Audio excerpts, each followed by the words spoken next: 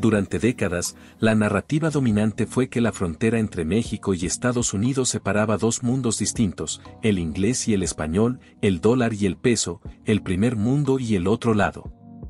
Pero esa frontera, al menos culturalmente, está desapareciendo. Y no poco a poco, sino a pasos gigantescos. Hoy, más de 63 millones de latinos viven en Estados Unidos, y la gran mayoría de ellos se concentra en el sur, California, Texas, Nuevo México, Arizona, Nevada y Florida. De ellos, más del 60% tienen raíces mexicanas. Eso significa que 1 de cada 10 habitantes en Estados Unidos es de origen mexicano, y en estados como Texas, 1 de cada 3. Pero esto ya no es solo un tema demográfico. Es económico. Es estructural. Es una transformación silenciosa que ya está ocurriendo, y que nadie puede frenar. Solo en California, los latinos representan más del 40% de la población. En Texas, más del 39%. En Nuevo México, son mayoría absoluta. Y ya no son solo jornaleros o trabajadores agrícolas. Son empresarios, médicos, ingenieros, banqueros, alcaldes, desarrolladores tecnológicos, creadores de contenido y líderes comunitarios. Los niños latinos son la mayoría de los estudiantes de primaria en muchas ciudades del sur. Y con ellos, el idioma, la comida, la música y la identidad mexicana se están convirtiendo en parte permanente del paisaje estadounidense.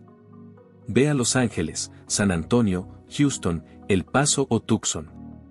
Escucha las radios locales. Ve los letreros en los negocios. Observa las fiestas en las plazas, las celebraciones del 5 de mayo, las panaderías que venden conchas y bolillos junto a Starbucks. La frontera cultural se ha corrido, cientos de kilómetros hacia el norte. Lo que antes era una comunidad migrante invisible, hoy es una mayoría con voz, voto y poder económico. Y esa es la verdadera revolución. La economía del sur de Estados Unidos ya no se sostiene sin los latinos. Son ellos quienes construyen, quienes compran, quienes alquilan, quienes producen. Y cada vez más, quienes mandan. Lo que está ocurriendo en el sur de Estados Unidos no es una simple migración laboral. Es un fenómeno histórico comparable a una colonización invertida. No con armas ni ejércitos, sino con familias, trabajo, cultura y consumo. Las comunidades mexicanas ya no solo viven en barrios periféricos. Están comprando propiedades, creando empresas, dirigiendo distritos escolares y decidiendo elecciones. En 2020, por ejemplo, más de 15 millones de latinos votaron en las elecciones presidenciales. Y el epicentro de ese poder fue el sur. En Texas, la llamada Franja del Sur, de McAllen a Brownsville, ya no vota como el resto del estado. Allí, lo que decidan las familias latinas puede definir el rumbo político no solo de Texas, sino del país entero. Porque con cada censo, con cada generación que nace, el mapa cambia. Y no hacia el viejo modelo anglosajón, sino hacia algo mucho más mexicano. Lo que vemos en ciudades como San Antonio es un ejemplo claro. La economía local gira en torno a la cultura mexicana, restaurantes, tiendas, eventos, medios en español, estaciones de radio, clínicas latinas. El español ya no es un idioma extranjero. Es un idioma de negocios. Y aquí viene lo más interesante, las nuevas generaciones no están dispuestas a asimilarse del todo. No quieren renunciar a su identidad. No quieren dejar de hablar español. No quieren elegir entre ser americanos o mexicanos. Quieren ser ambos. Y lo están logrando.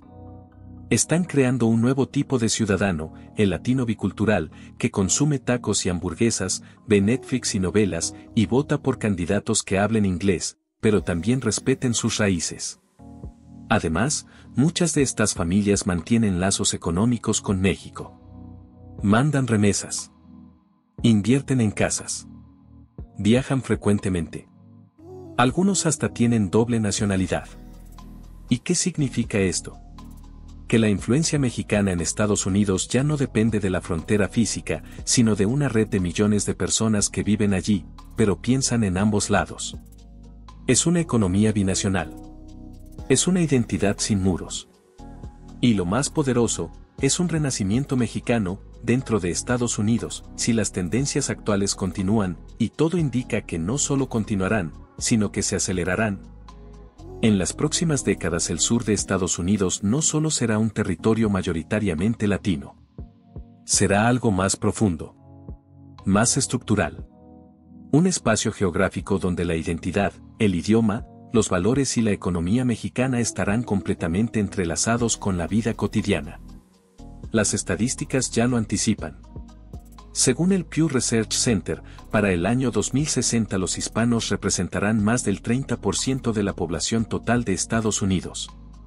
Y si el ritmo de crecimiento se mantiene, la mayoría de los habitantes de estados como Texas, Nuevo México y California serán latinos antes de 2045. Pero esta transformación no se limita a números. Es una transformación cultural, económica, política y también simbólica. Imagina este escenario. Un niño en Houston asiste a una escuela donde el español es obligatorio desde preescolar. Su familia ve noticieros en español por la noche, come pozole los domingos y sigue enviando dinero cada mes a sus abuelos en Zacatecas. Ese niño votará en inglés, pero pensará en español. Consumirá medios bilingües, trabajará en una empresa latina y quizás funde una startup con sede en Austin y Guadalajara al mismo tiempo. Esa es la realidad que se está gestando, una generación bicultural, binacional y económicamente poderosa. Ya lo estamos viendo. El crecimiento de empresas de transporte, construcción, retail, servicios financieros y medios de comunicación con enfoque latino no es casualidad. Muchas compañías han entendido que el sur de Estados Unidos ya no es el mismo de hace 20 años.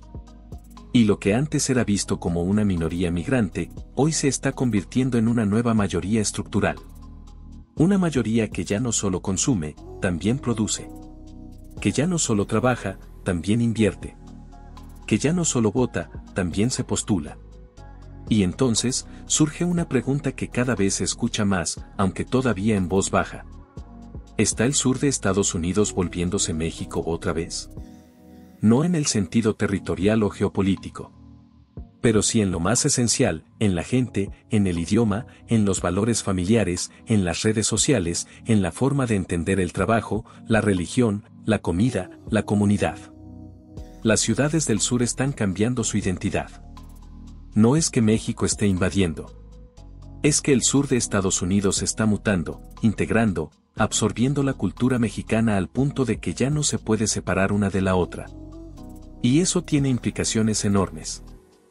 ¿Cómo responderá la política nacional ante una base de votantes cada vez más mexicana en valores e intereses? ¿Cómo cambiará el sistema educativo, la representación en el Congreso, las prioridades económicas y sociales? ¿Qué pasará cuando las leyes migratorias entren en contradicción con la nueva realidad cultural y demográfica? Porque este no es un fenómeno pasajero. No es moda.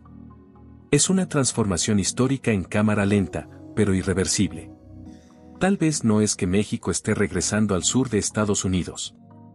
Es que, en cierto modo, nunca se fue. Solo estuvo esperando el momento de volver, con fuerza, con orgullo y con millones de voces que ya no se callan.